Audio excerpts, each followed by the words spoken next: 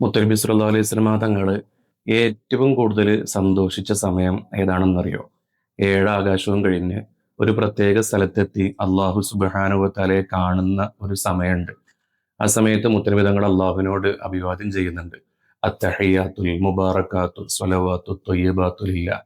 അള്ളാഹ്, എല്ലാ സന്തോഷങ്ങളും എല്ലാ മംഗളങ്ങളും നിനക്കാണ് അള്ളാഹ് എന്ന് പറയുമ്പോൾ അള്ളാഹു സുബ്ഹാനഹു വ തആല തൻ്റെ ഹബീബായ തങ്ങളെ ചേർത്ത് നിർത്തിക്കൊണ്ട് പറയുന്നുണ്ട്, അസ്സലാമു അലൈക യാ അയ്യുഹൻ നബി.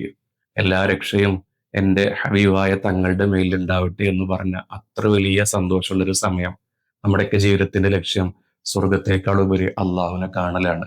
ആ അള്ളാഹുവിനെ ഈ ദുനിയാവിൽ നിന്ന് അത്രയും അടുത്ത് കണ്ട നേരത്ത് മുത്തനബി തങ്ങൾ തിരിച്ചു പറഞ്ഞത്, അള്ളാഹ് എനിക്ക് മാത്രം പോരാ, സാധുക്കളായ എൻ്റെ കുറെ ഉമ്മത്തീങ്ങളുണ്ട്, അവർക്കും വേണം. അസ്സലാമു അലൈന വഅലാ ഇബാദില്ലാഹി സ്വാലിഹീൻ എന്നാണ്. ഇത്രമാത്രം നമ്മളെ സ്നേഹിച്ച മുത്തനബിയോടുള്ള കടപ്പാട് എങ്ങനെയൊക്കെ വർണ്ണിച്ചാലാണ് നമുക്ക് തീർക്കാൻ കഴിയുക?